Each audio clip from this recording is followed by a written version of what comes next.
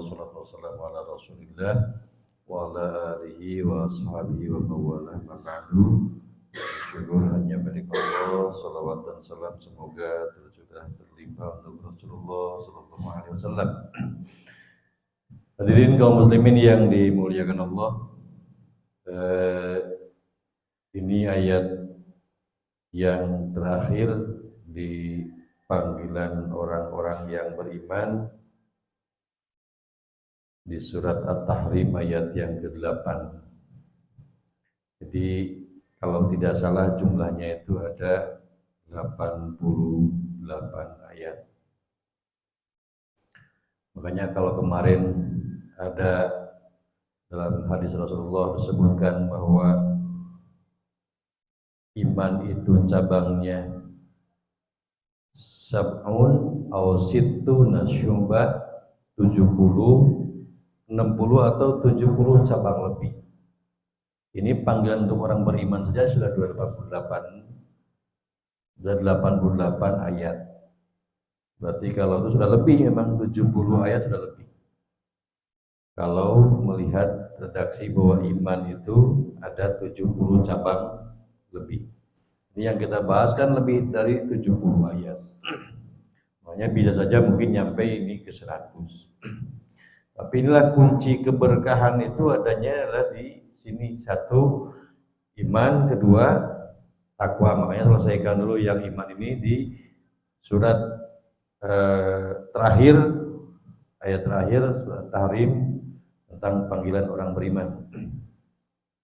Di saat Tahrim Allah menyampaikan, dan ini posisinya ditempatkan di terakhir itu ayat ini. A'udzubillahi minasyaitonirrajim. Bismillahirrahmanirrahim. Ya ayyuhalladzina amanu, wahai orang yang beriman, tubu, tobatlah.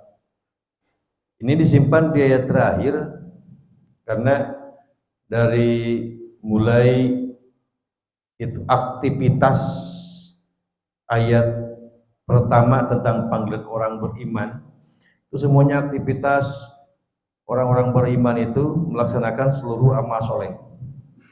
Dari sekian amal soleh itu dimungkinkan tidak semuanya bisa terlaksana, dan dimungkinkan dia melakukan perbuatan aktivitas-aktivitas yang merugikan dirinya sendiri, yaitu perbuatan dosa.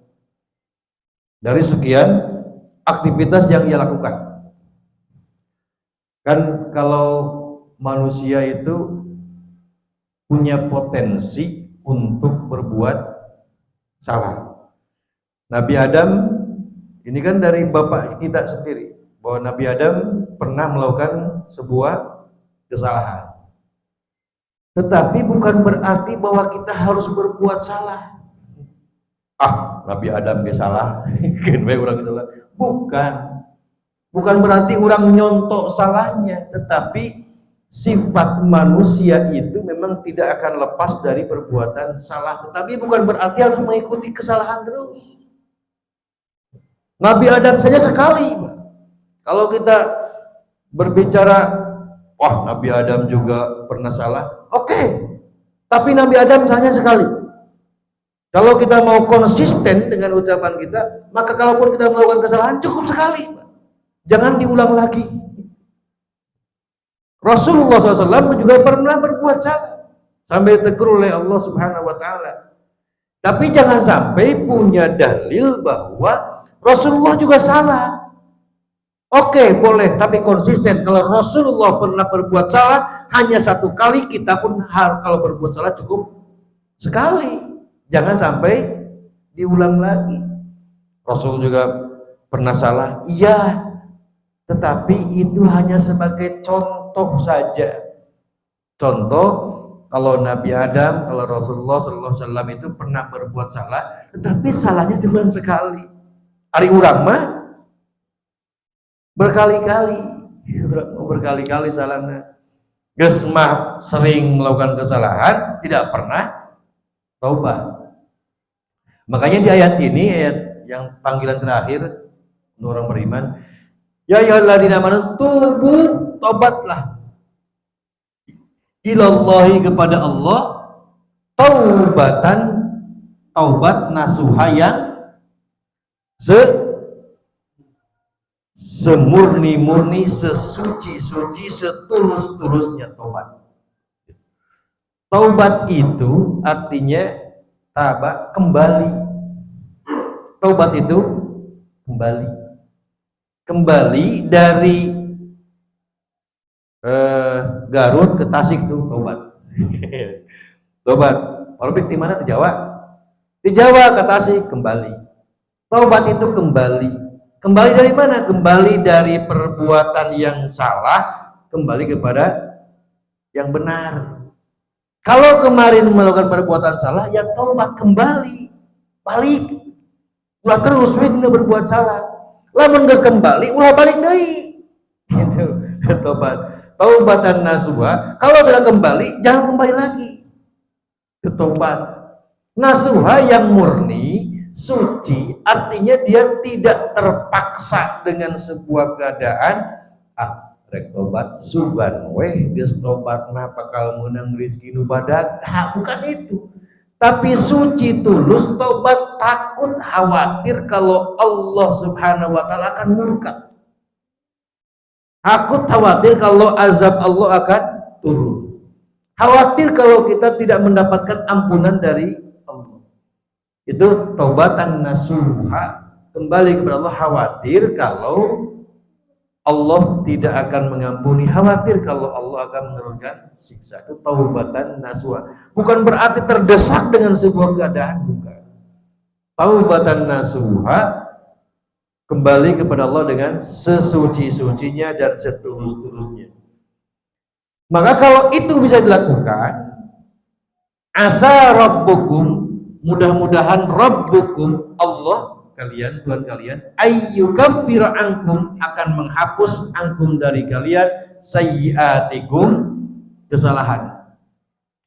Kalau kita taubat yang suci, tulus, murni, maka mudah-mudahan, dan saya yakin dan kita yakin, kalau kita melakukan sebuah pekerjaan atau sebuah amal yang suci, tulus, murni, maka yakin asa rabbukum ayyukaffira ankum sayiatikum, Allah akan menghapuskan semua kesalahan. Allah menggantikan kesalahan itu dengan kebaikan. 1. 2, wa yudkhilkum ini jannat. Wa yudkhilkum jannatin tajri min tahtil anhar, Allah akan memasukkan ke dalam surga ya, min tahtil anhar, yang mengalir di bawahnya sungai-sungai. Ingat, ini adalah simbol sebuah kenikmatan, kesenangan. Dan ini kesenangan di akhirat. Dan ingat bahwa kesenangan di akhirat itu nilainya mahal. Di akhirat saja yang nilainya mahal dan besar diberikan oleh Allah, apalagi dunia yang kecil. Apalagi dunia yang kecil, bagi Allah itu mudah. Apalagi yang besar. Nilai yang besar di akhirat itu kan besar nilainya. Nilainya besar. Di akhirat saja kenikmatan itu diberikan, apalagi di dunia. Maka kalau orang mampu bertobat yang nasuha, jangankan di dunia, di akhirat, di dunia saja kenikmatan itu Allah berikan. Yauma, jadi pada di surga itu, yauma la yakhzillah, pada hari itu Allah tidak akan menghinakan an-nabi walladzina amanu, dan orang-orang yang beriman mau bersama Nabi. Jadi kalau orang sudah dimasukkan ke dalam surganya Allah, tidak mungkin Allah menghinakan Nabi dan orang-orang yang beriman. Sebab saya sampaikan bahwa ini adalah simbol sebuah kenikmatan. Nuruhum, mereka mendapatkan cahaya, yas'a, yang menyinari, menerangi, memancarkan. Cahaya itu memancarkan baina aidihim, di depan mereka, wa bi aimanihim, dan di kanan mereka. Di mana ini? Di sirotol mustaqim, waktu sirat nanti. Jadi pada waktu sirat nanti orang yang tobat itu dia akan mendapatkan pancaran cahaya Allah di depan. Jadi mual ditalek teuing lamun mual ditolok don lamun poeknya poek mungkleng buta rajin mual ditajong teuing sabab aya cahaya yang menyinari memancarkan cahaya memancarkan di depan, kanan, kiri pun Allah berikan cahaya itu. Yas'a baina aydihim wa bi aymanihim yaquluna, mereka berkata setelah mendapatkan cahaya dari Allah, mereka berkata lagi berdoa kepada Allah, Rabbana, ya Tuhan kami, atmim lana, sempurnakan bagi kami, nurona, cahaya, sempurnakan cahaya, jadi teremang-remang cahaya nanti, sempurna cang, sempurnakan, waghfir lana, dan ampunilah kami, innaka ala kulli syai'in qadir, sungguhnya engkau terhadap segala sesuatu qadirun, maha kuasa. Nah, inilah keistimewaan dari orang-orang yang tobat kembali dari perbuatan salah kepada benar dan tidak akan pernah mengulangi lagi.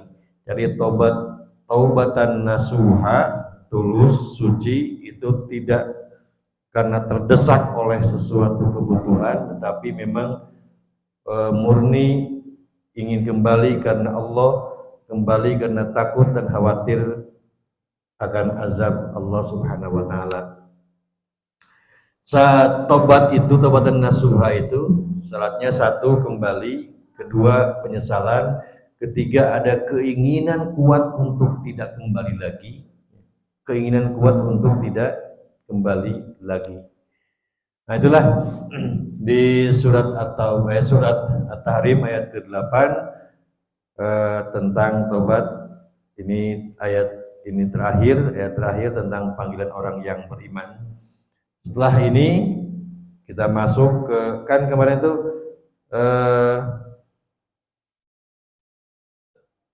keberkahan itu walau anna alal qura amanu, beriman, wattaqau, dan bertakwa. Ini selesai tentang orang-orang yang beriman, kemudian kita beralih ke orang-orang yang bertakwa. Sebab hanya dua syarat bagi orang yang akan dibuahkan keberkahan rizkinya oleh Allah, satu beriman, dua bertakwa. Jadi yang 88 ayat itu dihafal nanti para dihafal. Karena kalau tidak tahu ya bagaimana kita mau mendapatkan keberkahan itu. Satu itu, yang kedua wattaqau, bertakwa. Maka janji Allah, la fatahna alaihim barakat, Allah pasti bukakan keberkahan dari langit dan di bumi. Demikian sampaikan pagi ini, mohon maaf selebihnya. Assalamualaikum warahmatullahi wabarakatuh.